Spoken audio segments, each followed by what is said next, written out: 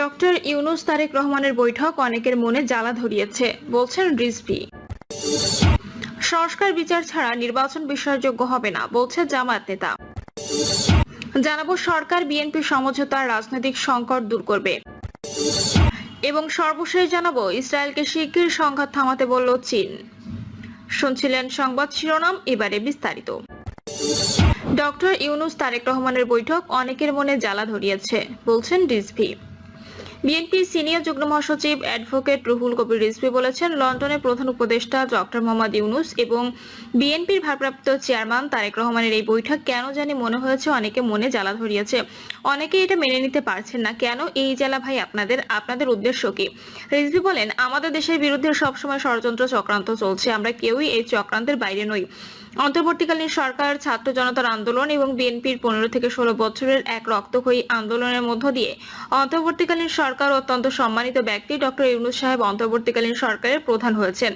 নির্বাচন নিয়ে তিনি বলেন, রমজান মাসে কি নির্বাচনী প্রচারণা করা যায়? তবে ফেব্রুয়ারি এবং মার্চের পর গোটাটাই রমজান থাকবে, আর থাকবে ঈদের আয়োজন। আপনি এপ্রিলের 1 তারিখ থেকে 15 তারিখের মধ্যে কোথায় প্রচারণা চালাবেন? কখন আইনি প্রক্রিয়া হবে?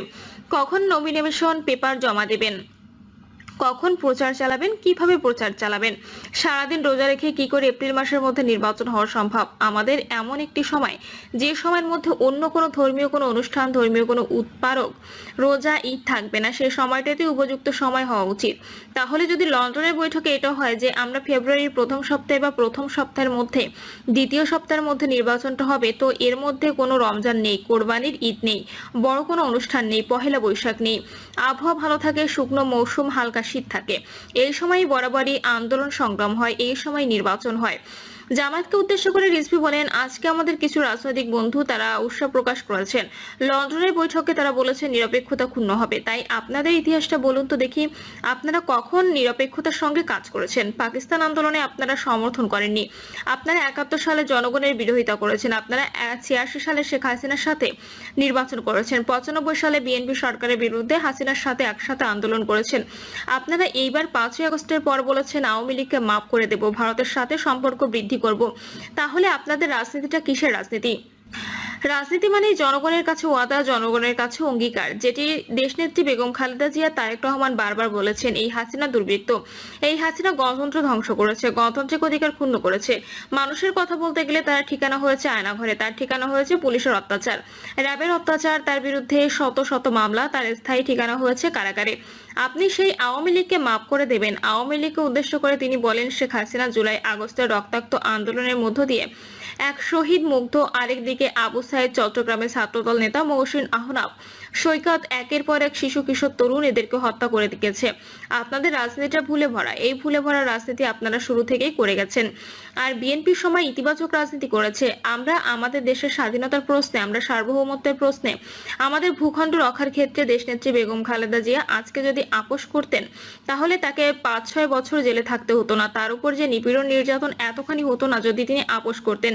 তিনি জনগণকে ছেড়ে কখনো যাননি, শেখ হাসিনা গেছেন, খালেদা জিয়া কখনো মাথা নত করেননি, জানিয়ে রিজভী বলেন, এত বড় বড় কথা বলেছেন, বেগম জিয়ার বিরুদ্ধে কত অপপ্রচার, বেগম জিয়ার বিরুদ্ধে কত কুৎসা রটিয়েছেন, কত কি কথা বলেছেন, কিন্তু বেগম জিয়া তো দেশ ছেড়ে যাননি। বলেছেন শেখ হাসিনা যা বলছে, যে অপবাদ দিচ্ছে সেটি মিথ্যা। বরণ করেছেন নির্যাতন, কারাগারের মধ্যে থেকেছেন। যে কারাগার 200 বছরের পুরনো কারাগার, শুধু ধুলা ওড়ে, বালু ওড়ে, ওনার চোখের অপারেশন, সেই ধুলাবালু উড়ে তার চোখকে আরো ক্ষতিগ্রস্ত করেছেন। তারপরও শেখ হাসিনার অন্যায়ের কাছে তিনি মাথা নত করেননি। সংস্কার বিচার ছাড়া নির্বাচন বিশ্বাসযোগ্য হবে না, বলছে জামায়াত নেতা। সংস্কার ও জুলাই গণহত্যার বিচার ছাড়া কোনো নির্বাচনই বিশ্বাসযোগ্য হবে না বলে মন্তব্য করেছেন বাংলাদেশ জামায়াতে ইসলামের কেন্দ্রীয় কর্মপরিষদ সদস্য ও ঢাকা মহানগরের উত্তরের সেক্রেটারি ডক্টর মোহাম্মদ রেজাউল করিম। শুধুমাত্র ক্ষমতার হাত বদলের জন্যই আগস্ট বিপ্লব হয়নি, এমন মন্তব্য করেন এই জামায়াত নেতা। এ সময় সারা দেশের মতো রাজধানীতে তীব্র দাবদাহে সৃষ্ট জনদুর্ভোগে প্রান্তিক জনগোষ্ঠীর পাশে দাঁড়াতে সমাজের আত্মসচেতন ও বিত্তবানদের আন্তরিকতার সঙ্গে এগিয়ে আসার আহ্বান জানান রেজাউল করিম। থানা আমির মশিউর রহমানের সভাপতিত্বে এ সময় অন্যদের মধ্যে উপস্থিত ছিলেন থানা সেক্রেটারি আনিসুর রহমান সহ থানা এবং ওয়ার্ডের বিভিন্ন পর্যায়ের নেতারা। তিনি তীব্র খরার বিপর্যস্ত মানুষের পাশে দাঁড়াতে দলীয় নেতাকর্মীদের প্রতি সাধ্যমতো প্রচেষ্টা চালানোর আহ্বান জানান। জামায়াত নেতা বলেন, দেশ ও জাতি এক মহাক্রান্তিকাল অতিক্রম করেছে। স্বৈরাচার ও ফ্যাসিবাদের পতনের পর রাষ্ট্র মেরামত, একটি অবাধ, সুষ্ঠু এবং গ্রহণযোগ্য নির্বাচনের জন্য অন্তর্বর্তীকালীন সরকার দেশ পরিচালনার দায়িত্ব গ্রহণ করেছে।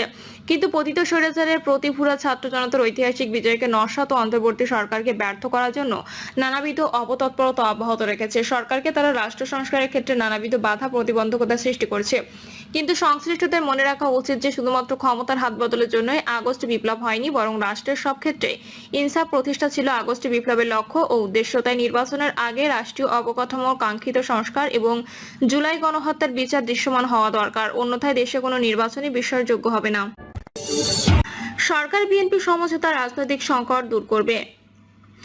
ইসলামী আন্দোলন বাংলাদেশ আশা প্রকাশ করেছেন যে প্রধান উপদেষ্টা অধ্যাপক ডক্টর মোহাম্মদ ইউনূস এবং বিএনপির ভারপ্রাপ্ত চেয়ারম্যান তারেক রহমানের মধ্যে অনুষ্ঠিত বৈঠক দেশের চলমান রাজনৈতিক সংকট নিরসনে সহায়ক হবে।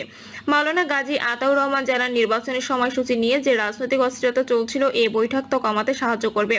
বিএনপি সহ কয়েকটি দল ডিসেম্বর 2025-এর নির্বাচনের দাবি জানিয়ে আসছিল, যা নিয়ে রাজনীতিতে উত্তেজনা ছিল। আজকের বৈঠকে তারেক রহমান ডিসেম্বর থেকে সরে এসে ফেব্রুয়ারিতে নির্বাচনের প্রস্তাব দিয়েছেন এবং প্রধান উপদেষ্টা শর্ত সাপেক্ষে এটি বিবেচনার কথা বলেছেন। তিনি এই ঘটনাকে বাংলাদেশের রাজনীতিতে একটি ইতিবাচক দৃষ্টান্ত হিসেবে আখ্যা দিয়ে উভয় নেতাকে ধন্যবাদ জানিয়েছেন। ইসলামী আন্দোলন বাংলাদেশের মুখপাত্র আরো বলেন, আজকের বৈঠকে সংস্কার, বিচার ও জুলাই সনদ নিয়ে বিএনপির পক্ষ থেকে নীতিগত সমর্থন পাওয়া গেছে। এটি স্বৈরতন্ত্র মুক্ত আগামী বাংলাদেশ বিনির্মাণের পথকে মসৃণ করবে বলে তারা বিশ্বাস করে। মাওলানা গাজী আতাউর রহমান আশা প্রকাশ করেন যে আজকের বৈঠকের পর রাজনীতিতে বিদ্যমান উত্তেজনা কমে যাবে, অনিশ্চয়তা দূর হবে এবং বৃহত্তর ঐক্যমত্য তৈরি হবে। তবে বৈঠকের পর উপদেষ্টা খলিলুর রহমানের যৌথ বিবৃতি শব্দ প্রয়োগ করে বিস্ময় প্রকাশ করেছেন মাওলানা গাজী আতাউর রহমান। তিনি বলেন, প্রফেসর ডক্টর মোহাম্মদ ইউনূস বাংলাদেশের সরকার প্রধান এবং তারেক রহমান একটি রাজনৈতিক দলের প্রধান।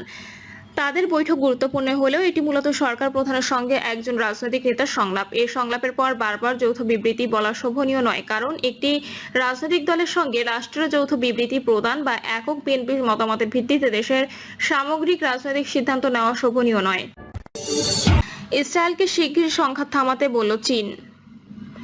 ইসরায়েলকে যত শিগগির সম্ভব ইরানের সঙ্গে সংঘাত থামানোর আহ্বান জানিয়েছেন জাতিসংঘের সর্বোচ্চ ক্ষমতাধর সংস্থা নিরাপত্তা পরিষদের স্থায়ী সদস্য চীন। দেশটির জাতিসংঘ মিশনের সদস্য ও রাষ্ট্রদূত ফু কং বলেছেন, এই সংঘাতের ফলাফল বা পরিণতি নিয়ে বেইজিং গভীরভাবে উদ্বিগ্ন। ইসরায়েলের বিমান বাহিনী ইরানে সামরিক অভিযান শুরুর পর ওই দিনই জরুরি বৈঠক আহ্বান করে নিরাপত্তা পরিষদ। সেই বৈঠকে ফু কং বলেন, ইরানের সার্বভৌমত্ব, নিরাপত্তা ও আঞ্চলিক অখণ্ডতার উপর হামলা করেছে ইসরায়েল। আমরা এই হামলা সম্পূর্ণ বিরোধিতা করেছি। সেই সঙ্গে ইসরায়েলের প্রতি আহ্বান জানাচ্ছি, যত শিগগির সম্ভব সংঘাত থামান এবং ঝুঁকিপূর্ণ সামরিক পদক্ষেপ নেওয়া থেকে বিরত থাকুন, কারণ সংঘাতকে আরো বাড়তে দিলে পুরো মধ্যপ্রাচ্যে তা ছড়িয়ে পড়বে এবং এর পরিণতি বা ফলাফল হবে ভয়াবহ। গতকাল